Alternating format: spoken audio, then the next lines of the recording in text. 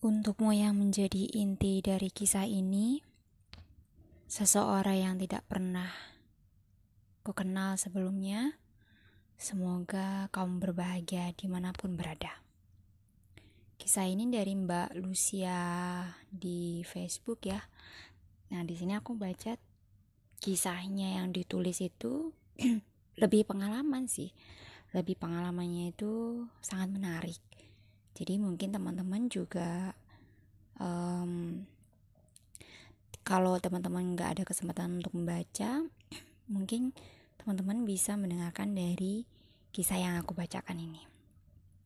Nah, kejadiannya ini Mbak Lucia menulis Maret 2015. Begini kisahnya.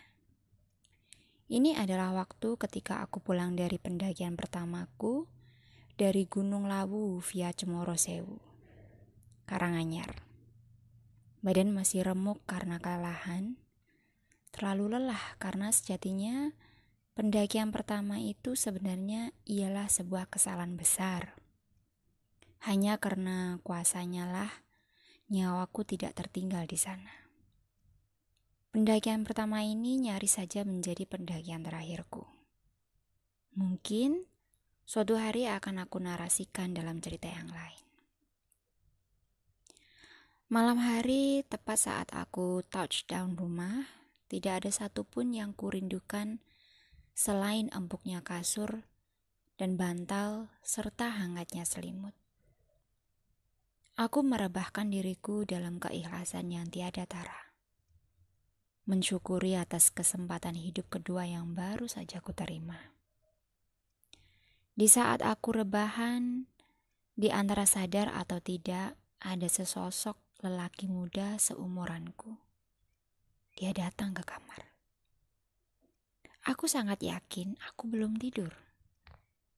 Karena belulangku yang berasa diremukkan oleh asam laktat membuatku terus terjaga meskipun faktanya aku telah rebah. Lelaki itu menyamaku dalam senyum yang manis. Dan entah bagaimana, tiba-tiba badanku serasa sudah melayang di awan-awan. Benderang, meskipun seingatku itu adalah malam hari, dia berada 3 meter di depanku. Menuntunku ke sebuah tempat yang sama sekali aku tidak tahu sebelumnya. Naluriku ingin mengikutinya, bahkan tanpa alasan. Awalnya, aku merasa kepalaku sungguh nyeri seperti tertusuk-tusuk. Pernapasan pun menjadi susah. Sepertinya lapisan oksigen di tempat itu sungguh tipis. Namun,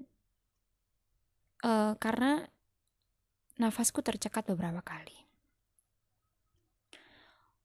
Udara di sana sungguh dingin meremas-remas otot dan tulang. Meskipun begitu, aku tidak bisa menolak untuk tidak mengikutinya. Tanpa dialog, tanpa aba-aba, kata hatiku seperti tahu begitu saja.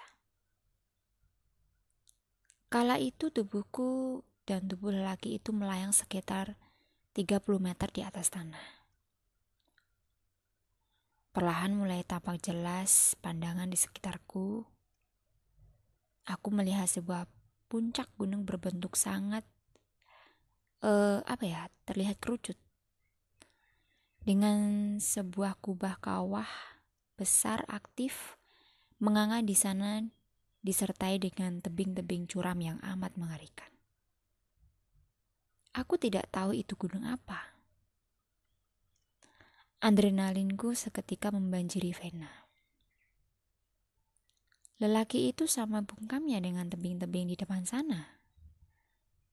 Tanpa berkata sepatah kata pun, ia membawaku turun, mendarat di puncak gunung tersebut. Lalu ia menuruni lereng, sementara aku masih mengikutinya bagai kerbau di cocok hidung. Hingga pada leher gunung, sekitar 30 meter dari puncak, tampak kabut tipis mengitari. Sejenak aku teralihkan perhatian oleh kabut yang entah datang dari mana. Namun saat aku sadar, lelaki itu sudah menghilang dari pandangan. Tadinya ia bahkan hanya berjarak kurang dari 3 meter di depanku. Aku lantas mencarinya dengan membabi buta. Aku yakin ia pasti belum jauh. Pasir-pasir vulkanis di sana, ya khas gunung berapi, memang menyulitkan langkah untuk bergerak cepat. Kaki sering slip jika berjalan terlalu cepat. Satu-satunya yang bergerak cepat ialah jantungku. Panik berseliangan dengan minimnya suplai oksigen yang masuk. Euforia kengeriannya masih terekam sangat sampai sumsum tulangku. Langkahku terhenti seketika saat aku melihat bahwa kiri dan kanan tempat itu ialah jurang. Jurang yang menganga sedalam ratusan meter. Di sana aku terpekik. Tak lama kabut yang pekat datang mengaburkan pandangan. Sejurus kemudian seperti dihempaskan, aku sudah kembali berada di kamarku hanya dalam satu tarikan nafas yang panjang. Jam dinding di kamarku menunjukkan pukul 2 dini hari. Aku mengatur nafas dan kesadaran otakku. Aku seperti sedang terdistorsi hebat. Linglung, bingung, resah, teraduk jadi satu dalam porsi yang rata. Walaupun bukan pertama kalinya aku mengalami hal seperti ini, namun tubuhku kadang masih sulit beradaptasi setelahnya. Tidak nyaman sama sekali. In other hand, aku begitu penasaran dengan view yang baru saja aku terima. Siapa lelaki itu? Gunung apakah itu? Di mana tempat itu? Lalu apa sebenarnya yang terjadi? Kenapa dia menemuiku? Semuanya berkelebatan meloncat-loncat di kepala menuntut untuk dipecahkan. Maka saat itu juga aku langsung meraih gawai dan mulai searching sesuatu. Aku bingung harus mulai dari mana. Terlalu minim petunjuk. Akhirnya aku memutuskan untuk browsing keyword gunung berapi di Indonesia. Maklum waktu itu aku masih sangat hijau di dunia pendakian. Celakanya, keyword pertama membuatku makin pening. Ternyata banyak banget gunung berapi di Indonesia.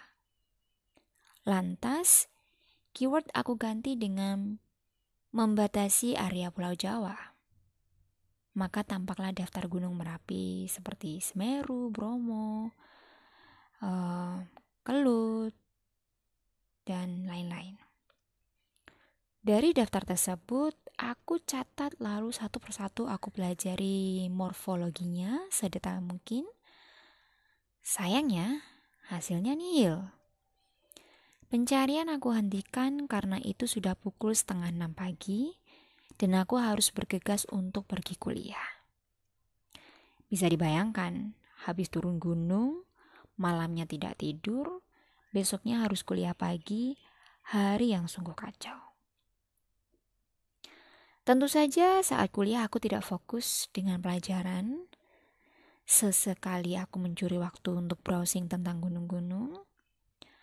2 hari penuh aku melakukan pencarian yang nyaris sia-sia. Hanya berbekal sepotong memori tentang penampakan puncak tersebut. Tentu sangat mustahil. Bahkan apakah tempat tersebut nyata? Itu pun masih merupakan tanda tanya besar. Tapi keinginan dan rasa penasaran yang begitu besar tidak menyurutkan tekadku. Aku membawa pergumulan ini kepada Tuhanku. Berdoa meminta petunjuknya sehingga diberi hikmat dan dibukakan jalan. Kiranya Engkau mengizinkan aku untuk mengetahui sedikit dari rahasiamu. Berikan aku kekuatan dan kemampuan untuk dapat melihatnya. Hal-hal yang tersembunyi. layakkanlah aku untuk bisa memahami kedalamanmu yang tak terselami. Seusai berdoa, kepalaku menjadi lebih ringan, dan aku mulai mengingat poin penting yang jadi kunci utama pencarian atas segala tanya yang ada.